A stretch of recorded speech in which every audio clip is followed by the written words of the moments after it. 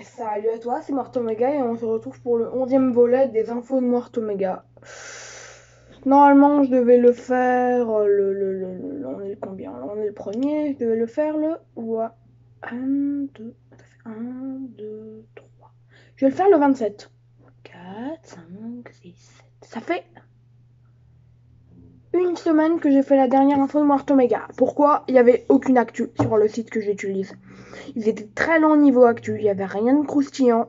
Bah ça se trouve, il n'y avait rien qui se passait aussi.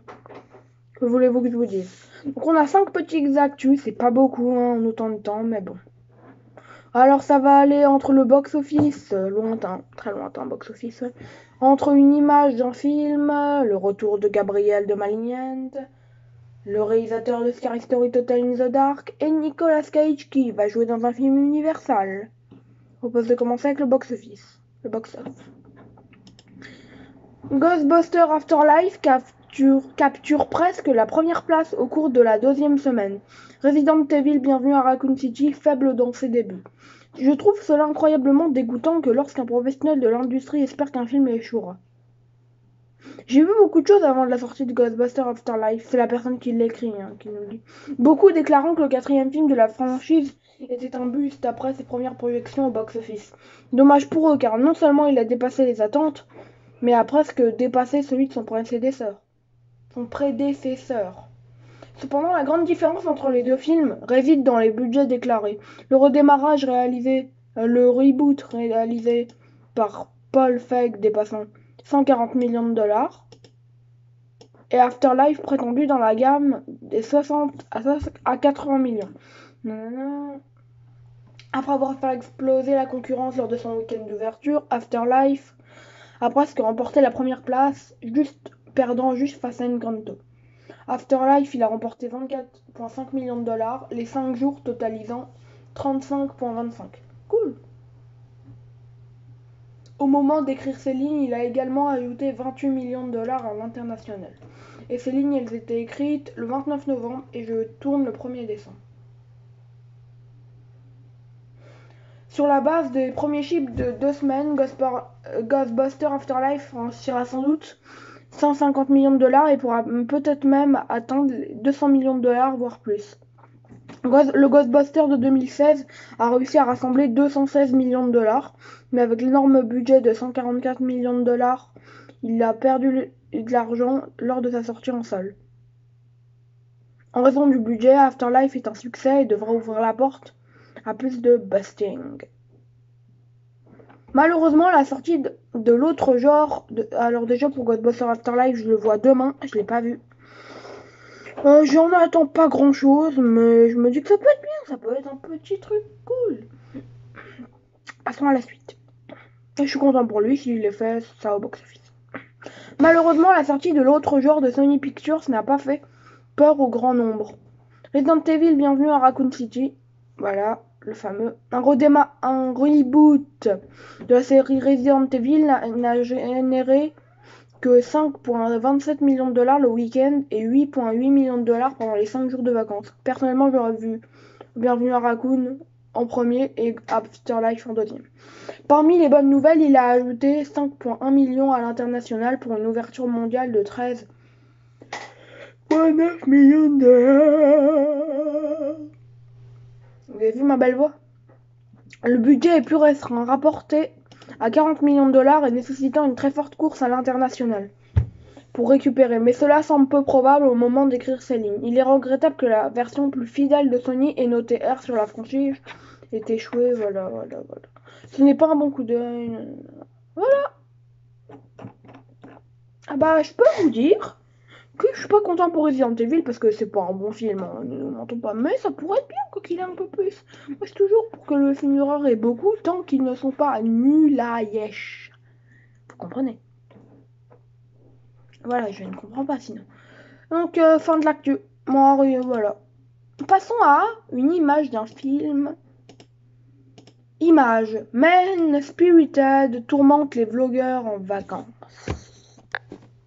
Bloody Disgusting à l'image de Premier regard de Men Spirited, une comédie d'horreur d'images réalisée par Jeff Ryan. Connais pas. Will Maiden dirige le casting en tant qu'Andy, un blogueur prometteur dont les tentatives de renouer avec son ami Bryce, joué par Jeff Ryan, s'effondrent, tandis qu'une présence démoniaque commence à tourmenter le couple en vacances. Il met également en vedette Michelle Ventimiglia, et d'ailleurs je trouve toutes mes actus sur Bloody Disgusting. Neville Archambault, Daniel Rachid, Maria Ducote et Charlie Pollock. Il n'y a pas de meilleure façon de passer votre mois d'octobre que de filmer un film dans les montagnes Poconos au milieu d'hôtels abandonnés, de cascades glacées et de manoirs hantés, a déclaré Ryan à propos de l'expérience. Tourner sur place a ses défis, mais le lien que nos acteurs et notre équipe ont ressenti tout au long de la production est évident à l'écran. Je suis ravie de partager leur travail avec le monde. Je ne suis pas superstitieux, a-t-il poursuivi. Mais une nuit après avoir filmé des scènes effrayantes, ma porte est ouverte et fermée toute la nuit. Ma douche sentait le soufre et des oiseaux ont volé par nos fenêtres pendant le petit déjeuner. Après avoir sauvé l'oiseau blessé, la hantise de Mad Spirit s'est arrêtée. Le film a été tourné dans les montagnes Poconos et réalisé par le directeur de la photographie Kenneth Wallace. Donc Mad Spirited, c'est une production First Name Film. Voilà. Voilà, donc nous on passe à la prochaine actu. Ouais, je sais pas, l'image elle raconte pas grand chose, on va pas se mentir. C'est juste deux gens qui ont l'air d'avoir peur. Il y en a une qui a l'air d'avoir peur et l'autre qui est perplexe. Ça manque que les deux soient perplexes. Je sais pas. Alors, prochaine actualité sur Malignant. Le retour de Gabriel. Conversation en cours sur une éventuelle suite à Malignant. Ne regardez pas. Ne finissez pas la vidéo. Ah, et puis vous savez quoi, on en parlera après à la fin, comme ça vous aurez pas de spoil. Donc on va parler à la prochaine actu, celle qui m'intéresse le plus perso.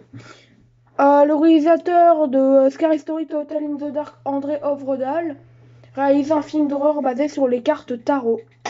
Sachant que quasiment tous ces films sont sortis en France pour le moment. Et il n'y en a que un au début de sa carrière qui n'est pas sorti, donc ça va. Normalement, il sortira en France. Il n'y a pas du tout beaucoup de lignes. J'ai pas lu. En attendant son film Dracula, le dernier voyage de Déméter. Il y a un film sur Dracula.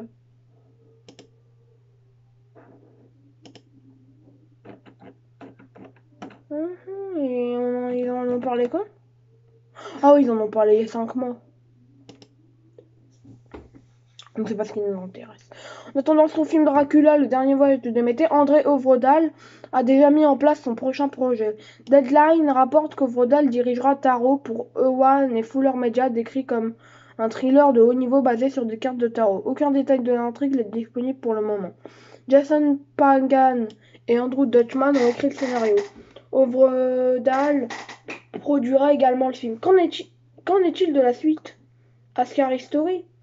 Demandez-vous. Aux dernières nouvelles, c'est en préparation. Aux dernières nouvelles, ça date du 5 novembre 2020.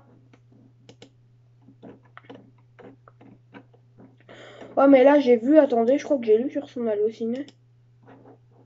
J'ai lu sur son Allociné un truc pas très bien. C'est qu'a priori, Scary Story to Tell in the Dark devait sortir en 2021. Ça, c'est ce que dit Allociné. C'est quoi son nom déjà? On va taper Ovredal. Parce que je me rappelle plus. Alors, The Lone Walk. C'est déjà un projet. Voilà. The Last Voyage of the Demeter. Voilà. 2 films qui doivent sortir. Ah non, The Last Voyage of Demeter devra sortir le 26 janvier 2023. Espérons qu'il a un film pour 2022, sérieux. En 2022, il a The Lone Walk, a priori. Et d'après Allociné, 2021, Scary Story to Tell in the Dark. Et vu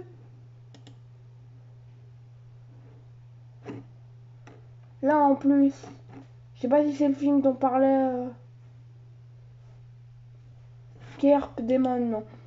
Voilà. Il y a un truc qui s'appelle Kerp Demon, mais ça c'est pas sûr que ça soit le film. Ça se trouve c'est un de ses vieux projets qu'il a laissé de côté. Et il y a Tarot plutôt. C'est nul. Il va sortir quand Scary Story 2? Moi j'ai en DVD Scary Story. Hein. Et lui et moi on attend Scary Story 2. D'ailleurs, il faudrait que je me le revoie là, dans quelques jours.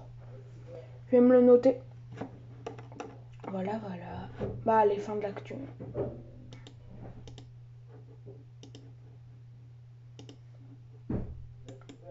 Donc voilà, c'est la fin de la petite actualité qui est sortie hier soir. Avant-dernière actualité, avant le gros spoil, Nicolas Cage jouera enfin Dracula dans le prochain film Renfield pour Universal. Annoncé à l'origine il y a quelques années, Renfield a développé un film solo pour l'homme de main de Dracula, Renfield, basé sur un pitch original du créateur de The Walking Dead. Robert Kirkman, Chris McKay devra réaliser le Chris McKay devrait réaliser le film avec Nicolas Hoult à bord pour jouer le rôle de Renfield. THR, c'est quoi ce THR? Hollywood Reporter. The Hollywood Reporter. The Hollywood Reporter nous apporte aujourd'hui la nouvelle passionnante que Nicolas Cage est désormais également à bord du projet. Encore plus excitant, Nicolas Cage incarne le comte Dracula dans le film. The Hollywood Reporter note également: les détails de l'intrigue sont conservés dans le cercueil, mais le projet est décrit comme une histoire d'aventure moderne au ton comique. L'Hollywood Reporter a... Ah non, ça j'ai déjà dit. Cage a bien sûr joué un homme qui croyait être un vampire dans la comédie loufoque Vampire Kiss, mais ce sera la première fois qu'il jouera le rôle qui semblait destiné à assumer un jour. Cage en tant que Dracula est quelque chose que j'imagine personnellement depuis longtemps maintenant.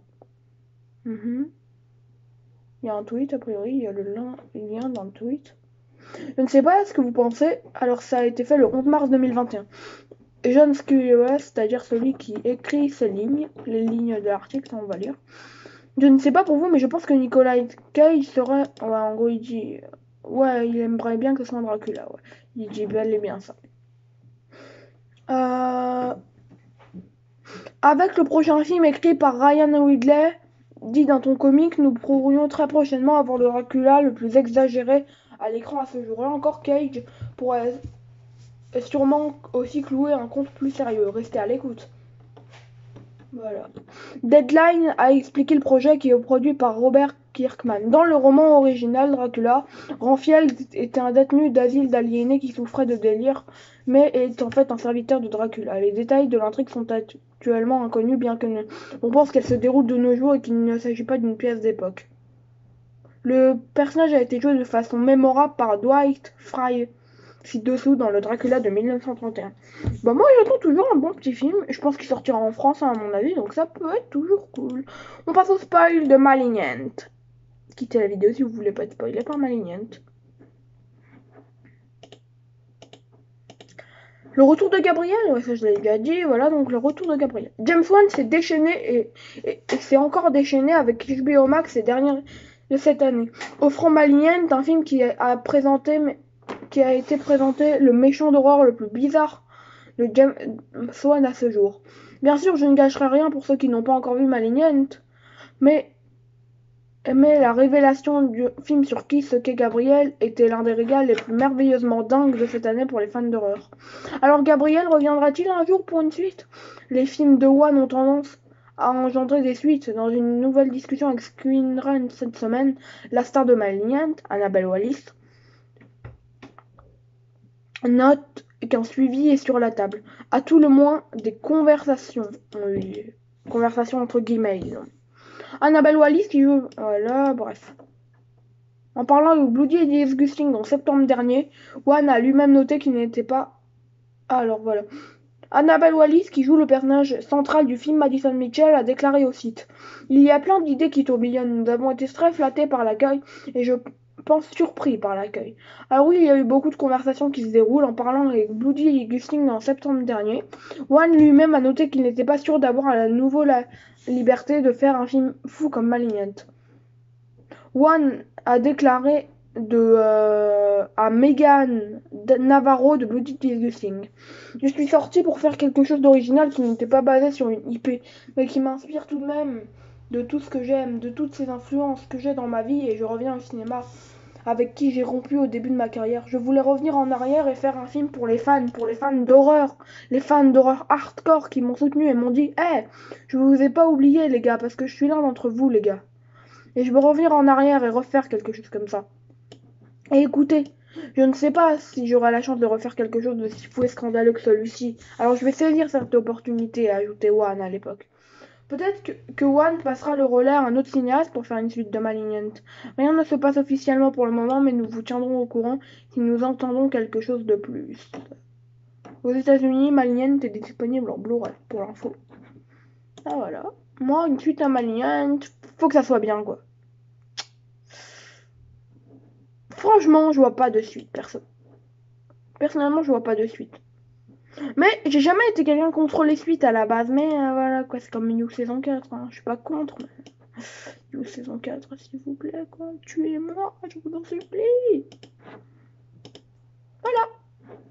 Voyons s'il n'y a pas des petites actus sur Allociné. Non, il n'y a rien de space. Bah, c'est la fin de cette vidéo, mon actu du jour pour le moment, enfin mon actu de la semaine techniquement, puisque là ça fait une semaine qu'on n'a pas fait de vidéo comme ça. Mon actu de la semaine, bah, c'est le film d'André Œuvredal. Ça peut être bien, ça peut être pas bien, mais moi, je sens quelque chose, je sens qu'on tient quelque chose. Voyez-vous très cher. Voilà, tout simplement. Bah, ciao. C'était Mort Omega pour les infos de Mort Omega.